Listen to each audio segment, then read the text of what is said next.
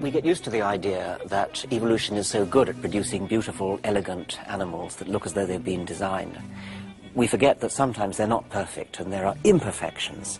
And the imperfections are very revealing because they're exactly the kind of imperfections you'd expect from the accidents of history if there were no designer.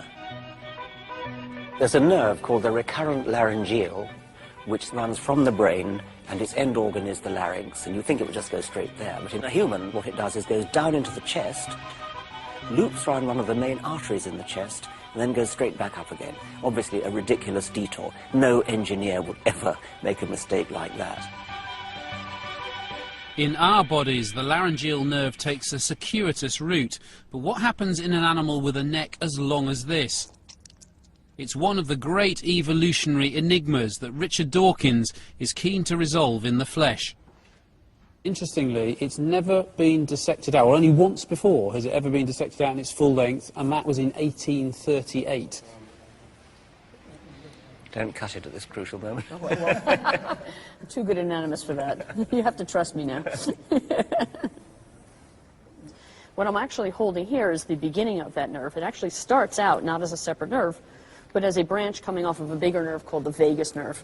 And this is going to keep running all the way down the body. So you'll see it again over here, all the way down the neck on both sides. So you can see it again right there. Yes. And this is going to wrap around the great vessels coming out of the heart.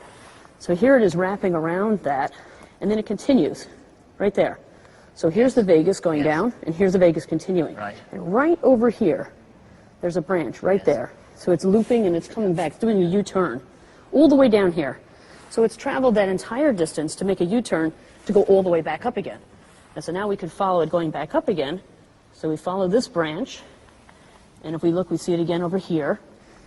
Here it is, like that. And here you see it going up. This is the voice box, the larynx, and so you can see it going right into the back of the larynx here. And as it innervates this area, it controls the muscles that then control making sounds, but also coordinating breathing and swallowing in this area. So this is a very important nerve. Interestingly, where it ends is pretty close to where it started. It started here, coming out of the brain. It really only needed to go about 2 inches. Yes, amazing. But it went all the way down and came all the way back. Yes. That's a beautiful example of historical legacy as opposed to design. Exactly. This is not an intelligent design. An intelligent design would be to go from here to here. Yes. It does kind of beg the question, though, that even an animal that might have been many millions of years ago with its head down here, why the route round the blood vessels, unless there was a reason that they were there to innovate something else? Well, that